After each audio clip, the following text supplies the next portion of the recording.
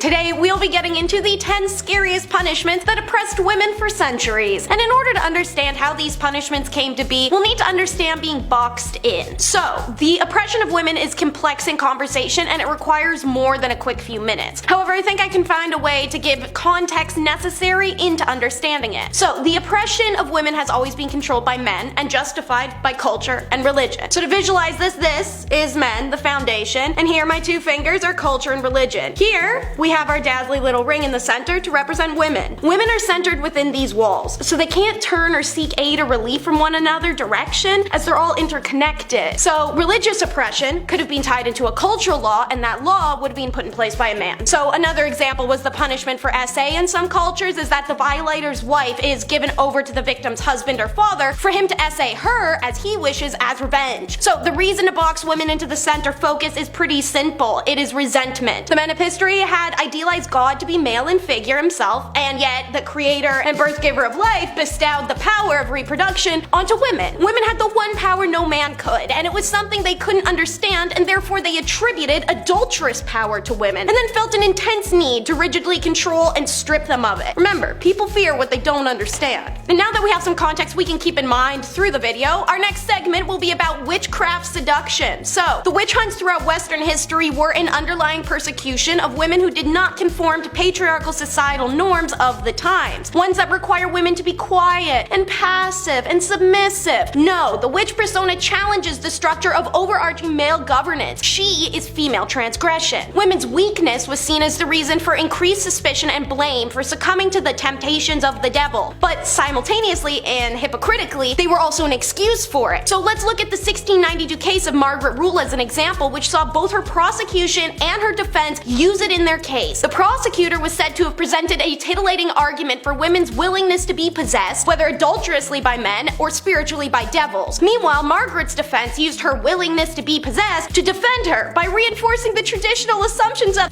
come on guys, women are susceptible to witchcraft and possession by demons all the time, so let's just absolve Margaret from blame and let's go take lunch. Essentially, the female witch wasn't even personally empowered in men's mind, but rather borrowed her power from a male devil by whom she was seduced and manipulated. All agency was removed from the female subject. Next up, we'll dip our toes into the chilly waters of status degradation. Essentially, you do something wrong and oopsies, you lose your basic human rights. And for women, this was a big one because status was pretty much the only thing we had for literal centuries. It could make the difference between being sold off by your family into a brothel and marrying a semi-tolerable guy that hopefully won't do the same. Status degradation has reared its ugly head in almost every culture in some way. Under the Roman Emperor Augustus, who reigned from 27 BCE to 14 CE, a woman guilty of adultery could lose several rights as a citizen and face financial burden. Noblewomen in the Kingdom of Korea during the Chosun dynasty faced a similar situation if they were found guilty of remarrying after becoming a widow. This intentionally made it hard for Korean women to remarry, as they'd have nothing to offer a new husband. No inherited lands, no funds, and a societal belief deemed her as used goods. History is littered with noblewomen choosing to marry a low man or someone family didn't approve of, and she would be locked away, kicked from the family, head shaved and shamed, even killed. Excommunication from the church for women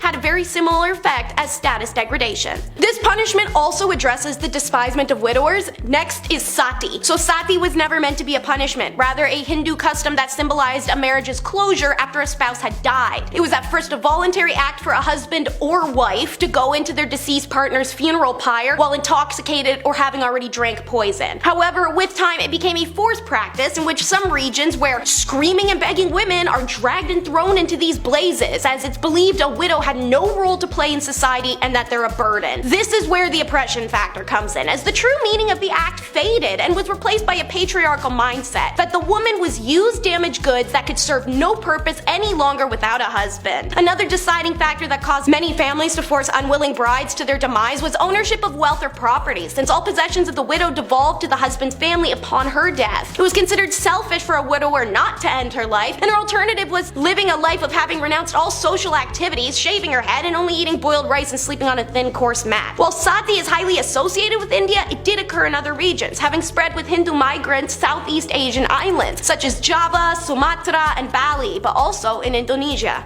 Next up is living in hell, or at least locked up in it. It's men's penitentiaries. So, placing women into prisons, jails, or specifically even cells with male inmates is a long-time psychological punishment that sees the oppression of women through a hopeless lens. As a woman already sentenced of a crime, whether you're guilty or not, your placement in lockup means you've done wrong to somebody. And if you've done wrong, a lot of very bad people are very comfortable using that as rationale that you deserve any treatment that happens to you behind bars as a woman. If you are violated, well, that's prison. You shouldn't have done something illegal and gotten here in the first place. A study of American penitentiaries in 1865 to 1915 shows that women were subjected to intense physical and mental violence while in prison. As prisons house both genders, because in the early years considered in this study, prison administrators settled for makeshift accommodations in every aspect of prison life for women. Permanent solutions weren't worth it to the men in charge, assuming the women would die in prison anyways, having managed to get there in the first place. But then again, your punishment could always be a lot more immediate, such as our next segment, which is facial mutilation. So, from the Canaanites, to the Romans, to China, to Europe, to India, bounce around country to country, century to century, as you will, there are quite a few that saw facial mutilations as excellent punishment for women. I feel like this one's pretty obvious as to why, however. They're going to the source. Men put imbalanced importance on women's looks back then because it was their only value, outside of being able to shut up or service them, so they assumed we also saw ourselves like that, and by mutilating our faces, I don't know, we'd curl into a ball and die because we're not pretty anymore like Barbie. They're not exactly wrong. If society puts a lot of stock into how you look, it's not hard to do so yourself. But I think as a woman, when getting your nose, lips, or ears cut off, you're probably more upset at the agony you have to experience than the fact men won't call you hot anymore.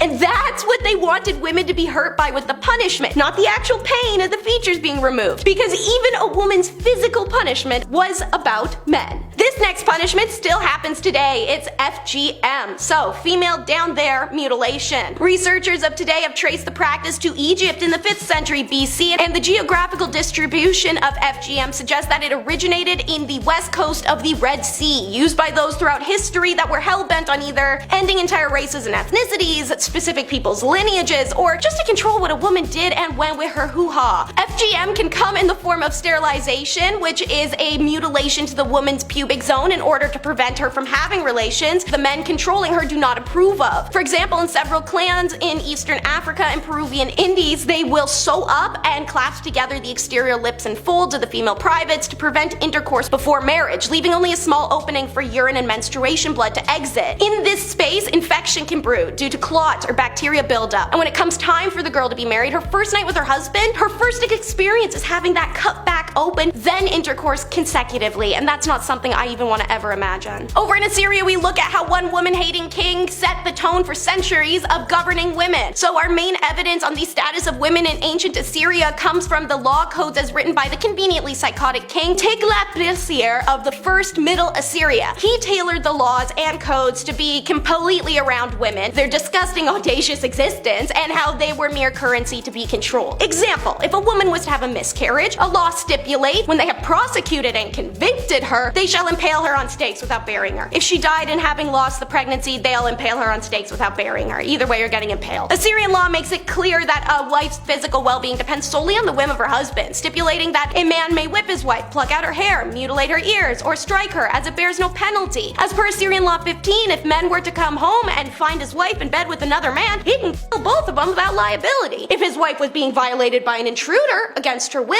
and he takes this dude and drags him to court and says, yo, punish him, the courts will only do so if the wife is punished for being violated as well. Their law system was built so that whenever a man was punished, a woman had to be too. If she wasn't, he wasn't. Simple as that. Sterilization is our second to last segment, and it is similar to FGM. In this case, sterilization isn't so much used to control when a woman has intercourse, but to annex her ability to ever reproduce and therefore directly target the thing that makes her distinctly woman, the womb. This is done usually on a broad scale to those with mental disabilities, those living in poverty, people of color. It stems from a belief they should not be permitted to procreate for the betterment of our society. Throughout the 20th century, countries passed laws authorizing coerced or forced sterilization. In the USA, more than half of 50 states passed laws permitting the sterilization of people diagnosed with mental illness and disabilities, criminals, specific physical illnesses, or if they were indigenous or black individuals. These same approval laws were passed from the 1930s through 1980s in the countries of Japan, Canada, Sweden, Australia, Norway, Finland, Estonia, Estonia, Slovakia, Switzerland, and more. Today in Alberta, Canada, cases continue to surface of Indigenous women going in for routine medical procedures and coming out sterilized. So much so that the UN Committee Against Torment told Canada it was concerned about persistent reports, and it says all allegations should be investigated. And here we are at our last oppression, and it's quite literally named Punishment Island. In Ugandan history, unwed pregnant girls would be thrown off the cliff at the Kidsee Falls. Legend has it wasn't until one of them dragged her brother down with her that families stopped doing this. While no girl ever survived these falls, many were said to have survived Punishment Island thanks to young men who could not afford to pay a bride price, of course. It was a time when pregnancy before wedlock brought shame to families in Uganda, so these women would be taken to a tiny island there and left to die. One of them is still alive today, however, and shared her story with BBC. When my family discovered I was pregnant, they put me in a canoe and took me to Punishment Island. I stayed there without food or water for 4 nights, says Mata K, believed to be 106 now, but was a youth at the time. Most people back then, especially girls, didn't know how to swim, so if you're dumped on that island, you have 2 options: jump off and drown, or wait to die from cold and hunger. However, on the 4th day, near death, Mata is saved by a fisherman who asked her to be his wife. Today, she lives in the village of Kashiongera and just a 10-minute boat trip from Punishment Island, which is actually just a patch of waterlogged grass. Of her husband, James, who died in 2001, she said that he loved me. He really looked after me. He said, "I picked you up from the wilderness and I am not going to make you suffer." Mata is believed to be the last person who was dumped on the island, the practice having died out after Christianity and colonials arrived and outlawed it in the 19th century. "I have 3 daughters. If any of them got pregnant before they were married, I wouldn't blame them or punish them," Mata says. "I know it can happen to any woman. If a young woman got pregnant today, she would come to her father's house and be taken care of. The people who carried out such practices were blind." And that is the end of another Bumblebee exclusive. I sure hope you enjoyed. Take some time to like, subscribe, share, and of course, comment down below.